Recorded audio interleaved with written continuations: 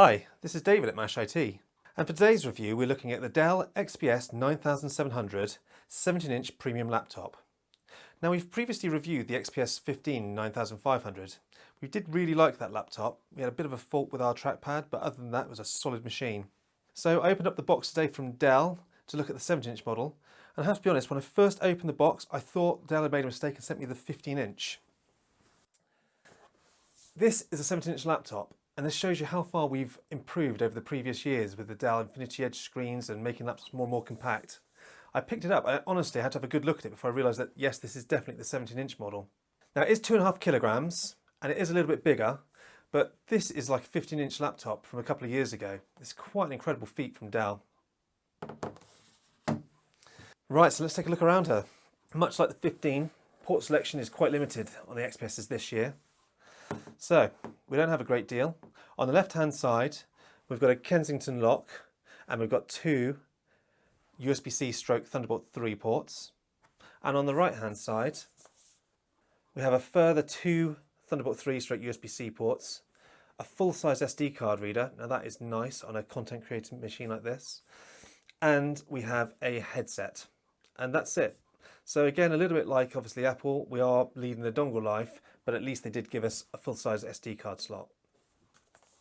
Now obviously that's very similar to the XPS 15, except we have one extra Thunderbolt 3 port.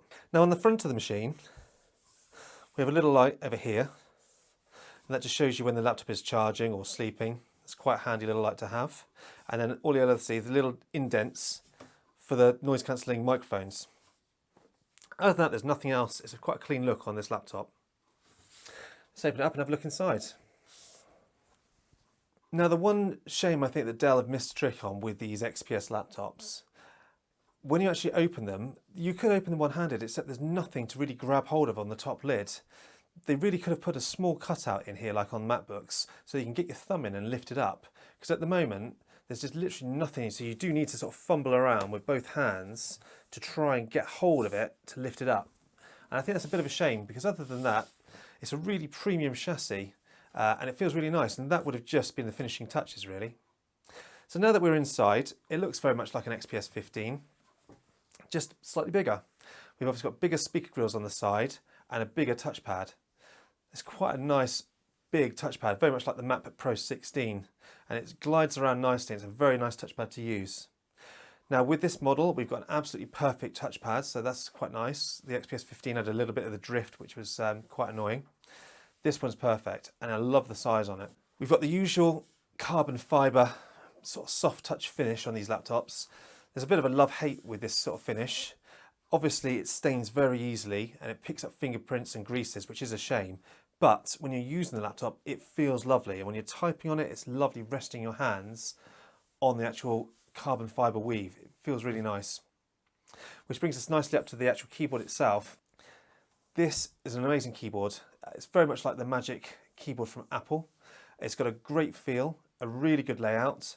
It's backlit, and the keys, they feel quite nice. You know, they're not soft and spongy. They've got a little bit of feedback to them, and it's a really nice experience to type on it. You've got cursor keys in the bottom right, which are sort of separated out the keyboard, which is nice. And you've got the sort of large left and right cursor keys and the smaller up and down. I prefer the inverted T, but still that's a pretty good layout. In the top right hand corner of the actual keyboard is the power button. And the power button also doubles as a fingerprint reader. So that's quite a nice feature to have on this machine. And as well as having the fingerprint reader, we do also have Windows Hello, which is probably one of my favourite login features on any laptop. Having used it on my Surface and plenty of other devices in the past, I much prefer the Windows Hello form of logging in. Open the lid up and bang, you're into the system. So it's a really nice feature. If for any reason it's not picking up your face, you've still got the fingerprint reader as a backup to log in there as well, so that's really nice. Now we've opted to choose for the 1200p matte display with the 17-inch. As much as I love high DPI screens, I find on a laptop I would prefer a matte screen over glossy, and also I prefer extra battery life. And that's the joy of having these matte 1200p screens in the 15 or the 17-inch, you get that extra battery life. Now we will be running some battery tests, we'll be running those results later on, but the screen itself, although it is only 1200p on a 17-inch panel, looks fantastic. It's crisp, it's clear, It gets up to 500 nits of brightness, and it's an absolute joy to look at. Now, unless you're looking really closely, you're not going to notice the pixels either. So it's not like you're on a sort of 27-inch desktop at 1080p, it's only 17 inches. So personally, I think 1200p on a 17-inch panel is a great compromise so that you've got the extra battery life over the high DPI, and also it's still very readable and it's not pixelated at 17 inches. I've quickly popped open a notepad here with a little bit of text in. This is 100% DPI scaling, so that's nice, everything's native.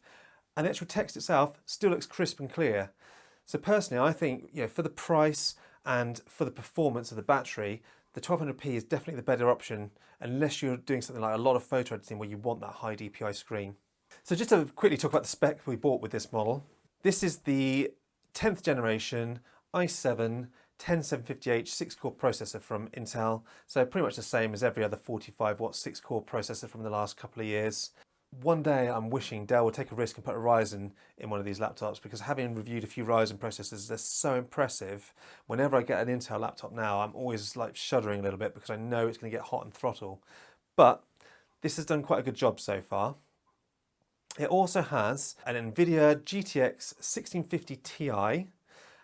We're going to benchmark that in the performance section in a little while. This came with 16 gigabytes of DDR4 2933 megahertz RAM and a 512 gigabyte SSD. So this is quite a standard spec with the XPS 17. You can opt to get the 8-core Intel CPU, and also you can even go up to an NVIDIA GTX 2060. Personally, I wanted quite a run-of-the-mill for battery life, and I didn't want something that's running hot and loud, so we went for the 1650 Ti. Right, also, as I said earlier on, we've got slightly bigger up-firing speakers on the XPS 17. Just going to put some royalty-free music on now so that you can hear what they sound like. I've got this set to 40% volume, and I'm just going to fire up a track.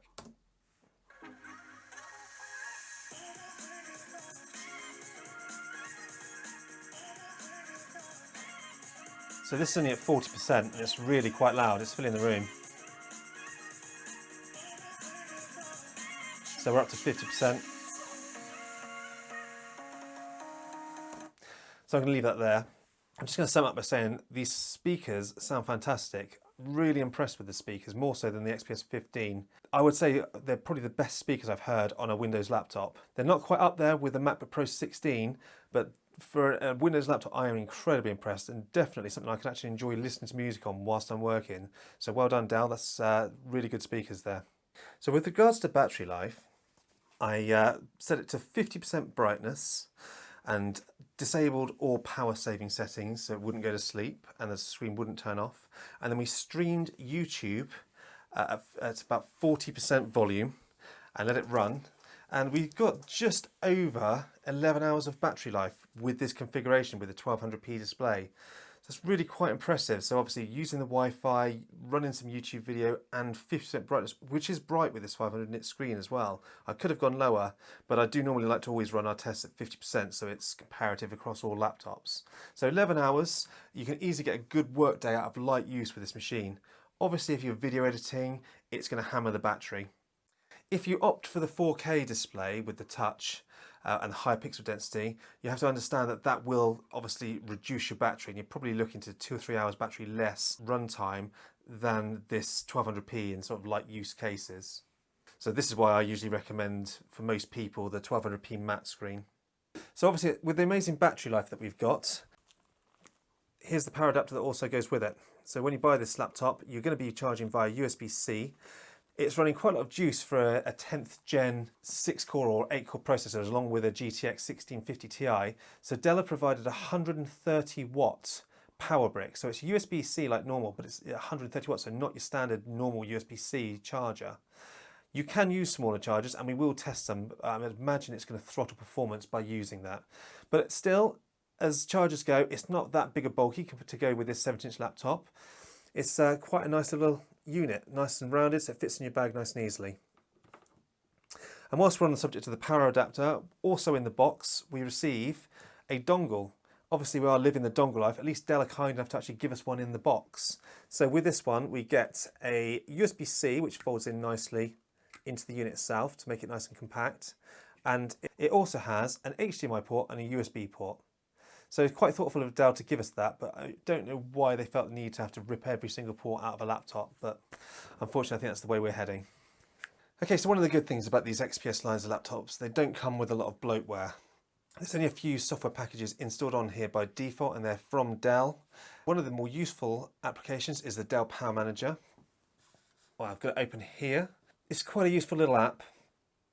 It gives you a lot of information about your battery and some of the settings, the advanced charge settings. But what is particularly useful is the thermal management. I'm just going to click on this here, and you'll notice we get 4 different options. By default, it comes to optimized, and that's probably one that most people are going to want to use. It gives you a good balance between performance and fan noise. I've got it currently set to ultra performance mode because I'm going to do some benchmarking for the performance section next, and I want to make sure that it's running as best it can. It has a cool mode, and what this will do, it will throttle down the processor a little bit, but it will also spin up the fan so the actual laptop stays cool, probably on your lap or on your fingers. And it also has a quiet mode, and this will try and restrain the fan as much as it can, and it will throttle the CPU to do that. So these are quite good options. So if you want to do some quiet work in a library, whack it on quiet mode, you'll probably never hear the fan. I'm going to leave it for ultra performance mode for this next part of the test, and I'm going to start looking at the performance of this laptop now. So to start, we're going to quickly look at Cinebench and look at the CPU performance on these laptops. Now apparently this is a vapor chamber cooler. After I've done this, we're going to open it up and take a look inside. So what I'm going to do is I'm going to start running Cinebench, and I'm just going to show you the thermal performance of the laptop and how Dell run this. So Cinebench will use all of your CPU cores 100%, so it's a real workout. And you can see straight away we've boosted up to 4.2 gigahertz, which is the maximum boost on this processor. In order to do that, it uses 85 odd watts. So it's quite a high wattage, especially in a slimmer light notebook like this. And it will notice it will go, the temperature's right up to 100 degrees. Dell have they do like to let these things run as hot as they possibly can to get the most performance out of them. Once it gets to about 100 degrees, the fans will start spinning up, but it's not obnoxiously loud. It's certainly not like a gaming laptop. It's quite pleasant, really. I could quite easily be rendering a video and this wouldn't be bothering me in the background. So it does a good job of keeping the laptop reasonably cool, so the keyboard deck is cool whilst I'm doing this. You get a little bit of heat at the top corner here, where it's obviously pumping that hot air out. But we're just starting to drop down now to 72 watts on this CPU and at about 3.8 gigahertz. So pretty good performance. Now in my testing, I've run this a few times, and what I'll find is after the first run, it will start throttling down a little bit, but not a massive amount. So on a fresh run, the CPU scored 3,130 points in Cinebench R20. That's a particularly good score for this processor, and certainly much better than a lot of the other laptops we've reviewed recently, apart from the Alienwares. Now, if you run it multiple times, I did find it would drop after the first initial run. It would drop down to about 2,800, which is still more than respectable. So, you know, if you're using this for crunching video, it's going to certainly do a good job. Only things that are better than this are obviously your desktops or your Ryzen processors. So the next benchmark we ran is the Geekbench 5. Now the single core score was 1,309, and that was particularly impressive as well for this processor. Very often it's about 11 to 1200, so you can clearly see with the 1,309 that it's allowing it to boost as high as it can on those sort of single core scores. And in the multi-core score, we've scored 6,425, which is again a very respectable score for this Intel 45 watt processor, and much higher than many of the other laptops we've been testing with this processor. Very often you get 5,500 on this processor. Now moving on to the OpenCL part of Geekbench 5, we scored 44,227, which is pretty good for a 1650 Ti. And having looked at the actual specs of this 1650 Ti, it's running at 50 watts, which is why it's scoring pretty well in this test. So leading on to the GPU benchmarking, in TimeSpy we scored 3,944. That's a graphics score of 3,648 and a CPU score of 7,322. So a little bit better than the Razer Blade Stealth model with the same 1650 Ti. Obviously, it's got a much better CPU in this than in the Razer Blade Stealth we recently reviewed. The Firestrike score was 9,050, which gave us a graphics score of 9,808 and a physics score of 18,413. So again, these are all very respectable scores for a slim and light laptop. Certainly looks like it's going to be capable of running a few games when you've got some downtime from your video editing or programming or whatever else you bought this laptop to do. In the Unigine Valley benchmark, we used the Extreme HD preset and we scored a 2,082 score with an FPS of 49.8. Now again, this certainly isn't a gaming laptop, and the 1650 Ti isn't a decent gaming GPU, but it's more than respectable if you're looking for a slim and light laptop that can do a bit of everything. You can certainly be playing esports titles at good settings, or AAA titles at sort of lower settings in 1080p, so that's not bad at all, and we will fire up a game in a minute and give it a try. Right, so we're going to run Apex Legends. You'll see I've got MSI Afterburner running in the top left-hand corner. I've got this running at high settings, and we're going to just see how this works, and if it doesn't give us good frames per second, we will drop it down. Turn VSync off. Right, let's give it a go. Stay on me. I'm the job master.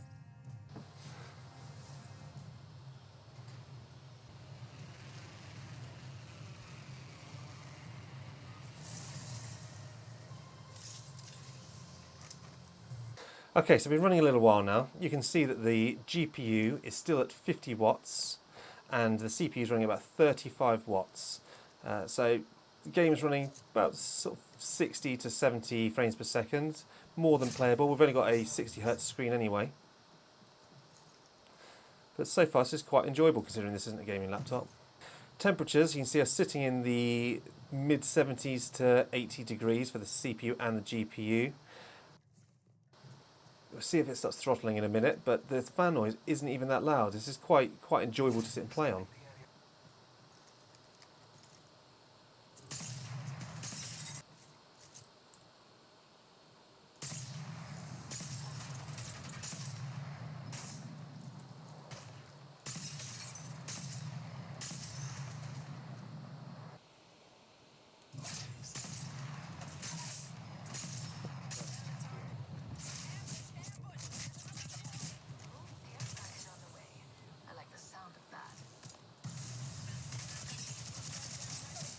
Okay, so we're going to take a quick look inside. So I've undone the 8 T5 screws, and there's a lot of clips, so you have to really get in at the front and sort of unclip it. Lifted that off so we can have a look inside of the laptop. The base is a very nice sturdy aluminium, there's absolutely no flex, so this is why it's such a nice solid machine. Now I'm going to do a link below to the T5 toolkit I've got as well, if that's any helped you, if you're not sure what to buy, as well as some of the upgradable parts as well if you're interested in upgrading your XPS. Now inside we've got a 97 watt hour battery, so this is why we're getting such good battery life. We've got 2 nice copper plates here which cover the SSD slots. This is quite good from Dell. They've really thought about the cooling here. So not only we've got good cooling up above, we're going to see in a second, they've even cooled both of the SSDs really well. Even though I've only bought one SSD, they've actually provided me with 2 plates as well. So if I do add a second one, I just lift this plate off, pop my SSD in, pop the plate back on top of it. Now the RAM itself, we've got 2 upgradable RAM chips. There we go, 2 upgradable RAM chips with, again, a heat spreader on there as well. Although the RAM is running at 2933 on the actual laptop, they've supplied 3200 megahertz RAM. It's interesting. And then Dell, true to their word, I wasn't sure if it's just going to be just the 2060 model, but this has got a nice vapor chamber cooler on there, which is, I'm guessing, why we're getting such good temperatures on this slim and light laptop. So you can see this here is all one block, which is obviously the vapor chamber, which then allows obviously this heat to pass straight out through these rear vents, and 2 decent sized fans pumping all that hot air out.